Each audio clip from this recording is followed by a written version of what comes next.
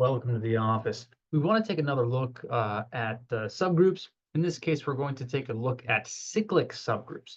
So we haven't really said what a cyclic group is yet. Of course, we'll take a look at that here in part in this video. So cyclic subgroups, we have a theorem that we want to discuss. We will give our nice formal definition of what a cyclic group or a cyclic subgroup is on the next page here. For now, we just want to consider subgroups, or really the set of this particular form. Let G be a group, let A be an element of that group, and let's consider the subset H, which is the set containing all of the elements of this form. And the theorem that we are considering here, what the theorem says, is that this set is indeed a subgroup. Furthermore, every subgroup that contains A also contains all of H. And that's pretty straightforward. We'll see that as we work through the proof. So the previous proof I did, or the previous theorem I did not prove, which is the conditions required for a subgroup.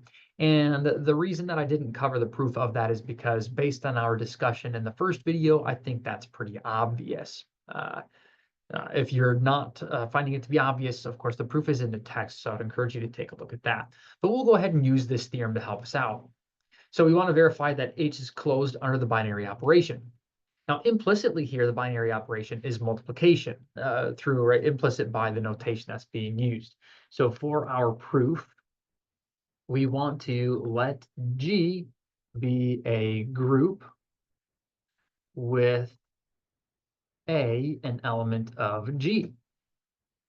Then define H to be the set as it is here, A to the n, where n is an integer. So first I want to verify closure.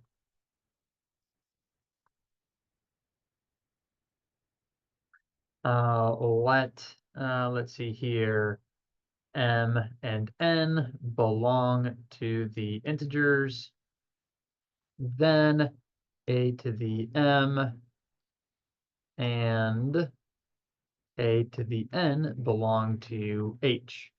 And really what I'm saying here is any two elements in H can be expressed as A to the m and A to the n. So then this, and we have A to the m times A to the n is equal to A to the m plus n, which belongs to H, since m plus n is an integer. Not complicated, right? I can express this new thing as a power of A. So it also belongs in there. Now I need to verify, let's see, what was next on there. So I need to verify that the identity is an element of H. So verify E is in H. So note that 0, of course, is an integer, so that A to the 0, which is the identity, belongs in H. So it contains the identity. So verify closure, verify that the identity is in there, and verify inverses. Let B be some element of H. Then B may be expressed as A to the m for some m, which is an integer. Fantastic. Then negative m is also an integer, and A to the negative m belongs to the subgroup, or the subset, right? We don't know it's a subgroup. We're verifying that. It belongs to the subset. Fantastic. So that's in there. And let's see here. So then this, notice, just in case it isn't obvious, B times A to the negative m is equal to a to the m times a to the negative m, which is equal to e, right, a m minus m e, the identity. So closed with respect to inverses. If something is in H, then its inverse is also in H. Therefore, H is a subgroup of G. Excellent. So I have the first part of the theorem proven. What I need to verify now is that it's the smallest subgroup containing A. And the best way to phrase that, or the best way to show it, is through this clarification. Every subgroup that contains A contains the subgroup H. So I just need to show that H is a subset of any other subgroup containing A. Let H prime be a subgroup of G containing A. Easy enough. Since H prime is a subgroup, A times A, which is A squared, is in H prime.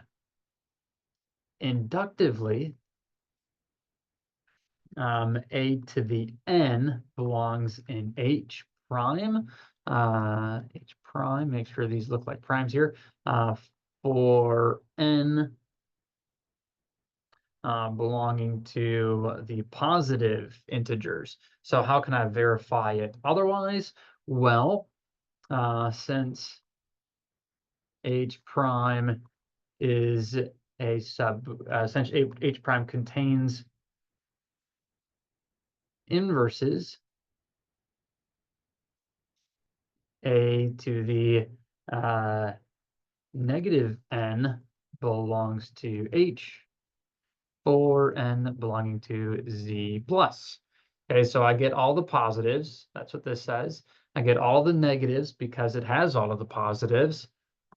And H prime contains the identity, which is A to the 0. Thus, let's see here, thus H is a subset of H prime, and H must be the smallest subgroup containing A.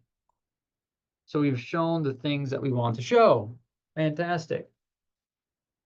So here, this is that other piece that we wanted to show here.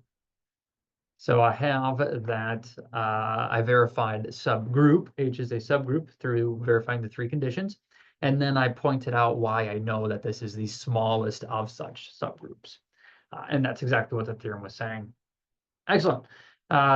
So this is handy information. We're going to go ahead and take a look at a few definitions with some examples, and that will be the end of the section. Yay, we're getting close. So I'll see you guys back in the office here in just a moment.